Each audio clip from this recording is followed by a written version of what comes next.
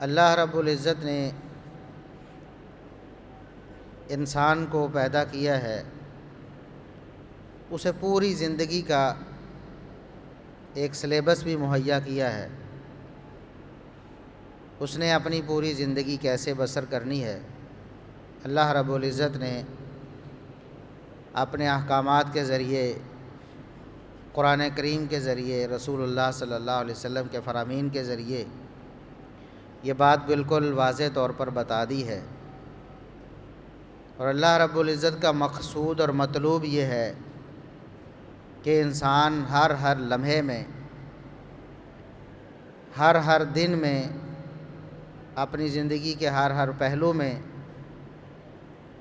اللہ اور اس کے رسول صلی اللہ علیہ وسلم کی فرما برداری کرے، اللہ کا فرما بردار بن کر زندگی بسر کرے۔ کچھ مواقع ایسے ہیں، کچھ ایام ایسے ہوتے ہیں کہ اللہ رب العزت اس میں خصوصی طور پر اپنی طرف رجوع کرنے کا حکم فرماتا ہے،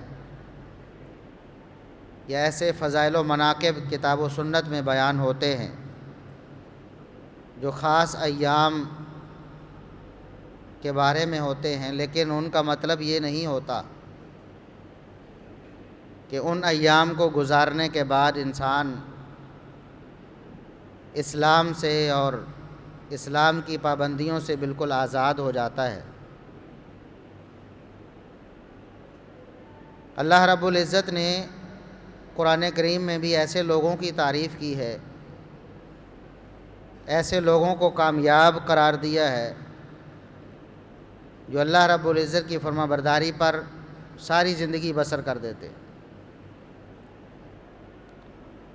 جب وہ نیکی کی راہ پر آتے ہیں تو پھر ڈٹ جاتے ہیں، دنیا کی کوئی رکاوٹ انہیں اللہ کے راستے سے دور نہیں کر پاتی، کوئی پریشانی، کوئی مسئلہ، کوئی مصیبت ان کو اپنے مشن سے روک نہیں پاتی۔ ان الذین قالوا ربنا اللہ ثم استقاموا، جن لوگوں نے اللہ رب العزت کی ربوبیت کا اقرار کر لیا، پھر اس پر ڈٹ گئے، استقامت اختیار کر لی، موت تک پھر اپنے موقف سے ہٹے نہیں ہیں، ہلے نہیں ہیں، ایسے ہی لوگ ہیں جن کا انجام بخیر ہوتا ہے،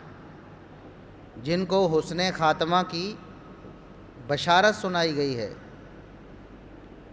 کہ جب اللہ کی ربوبیت کا اقرار کر لیا، اللہ رب العزت کی فرما برداری کے راستے پہ چل پڑے، پھر کوئی مصیبت آتی ہے، کوئی پریشانی آتی ہے، کوئی رکاوٹ آتی ہے، کچھ بھی ہوتا ہے، وہ استقامت اختیار کرتے ہیں، وہ اپنے راستے سے ہٹتے نہیں ہیں۔ ایسے ہی لوگ ہیں کہ تتنزل علیہم الملائکہ، ان کے موت کے وقت اللہ کے فرشتے نازل ہوتے ہیں اور ان کو خوشخبریاں سناتے ہیں، اللہ تخافوا ولا تحزنوا، تم ڈرو نہیں، غم نہ کرو، آئندہ جو معاملات ہیں ان پر کسی اندیشے کا شکار نہ ہو جاؤ، جو ہو چکا ہے اس پہ کوئی پریشانی نہیں، اور جو ہونے والا ہے اس پہ کوئی پشیمانی نہیں۔ وَأَبْشِرُوا بِالْجَنَّةِ الَّتِي كُنْتُمْ تُوعَدُونَ، بلکہ اللہ کی طرف سے اس جنت کی بشارت حاصل کرو، خوش ہو جاؤ اللہ کی اس جنت پر جس کا تمہیں وعدہ دیا جاتا تھا کہ اگر تم اللہ کی فرما برداری کے مطابق اپنی زندگی کو بسر کرو گے تو پھر تمہیں جنت ملے گی۔ اس جنت کی خوشخبری تمہیں دی جاتی ہے، وہ جنت تمہیں مبارک ہو، وہ جنت تمہیں مل گئی ہے، تمہیں حاصل ہو گئی ہے، لیکن کب؟ جب انسان اللہ کی فرما برداری پر استقامت اختیار، اس کو شب و روز یا حالات یا واقعات، کوئی دکھ درد غم یا خوشی، کوئی چیز بھی اس کو اللہ کی فرما برداری سے دور نہیں کر پاتی، تو تب حسن خاتمہ کی اس کو بشارت ملتی ہے کہ اس کا انجام ضرور اچھا ہوگا اور مرنے سے پہلے ہی اس کو جنت کی بشارت مل جائے گی۔ اور بھی بہت سارے مقامات ہیں جن میں اللہ رب العزت نے یہی بتایا ہے کہ کامیابی، کامرانی ہمیشگی کرنے والوں کے لیے ہے، جو ہمیشہ اپنے مشن پر کاربند رہتے ہیں، جو ہمیشہ اللہ رب العزت کی فرما برداری کرتے ہیں۔ قد افلح المؤمنون، وہ مومن کامیاب ہو گئے۔ کون سے مومن؟ ان کی جہاں نشانیاں بیان ہوئی، ایک نشانی علی صلواتہم یحافظون، وہ اپنی نمازوں پر پابندی کرتے چلے جاتے ہیں، ساری زندگی نماز پڑھتے ہیں، کبھی نماز نہیں چھوڑتے ہیں۔ صرف نماز پڑھنے والوں کے لیے خوشخبری نہیں سنائی گئی، کامیاب صرف نماز پڑھنے والوں، جب دل کیا پڑھ لی، رمضان آیا تو پابندی کر لی، رمضان گیا تو پابندی ختم، کوئی شادی آ گئی، خوشی کا موقع آ گیا تو نمازیں ضائع ہو گئی، دکھ درد غم کا مسئلہ آیا تو نمازیں گئیں۔ سہولت کے مطابق نمازیں پڑھنے والے ایسے لوگ کامیاب نہیں ہیں۔ کامیاب کون ہیں؟ علی صلواتہم یحافظون، جو اپنی نمازوں پر پابندگی کرتے ہیں، ہمیشگی کرتے ہیں، دوام اختیار کرتے ہیں۔ اور دوسری جگہ پر اللہ رب العزت نے قرآن کریم میں ان الفاظ سے فرمایا کہ علی صلاتہم دائمون، اپنی نمازوں پر دوام اختیار کرنے والے، ہمیشگی اختیار کرنے والے، ہمیشہ نماز پڑھنے والے، ہر حالت میں نماز پڑھنے والے،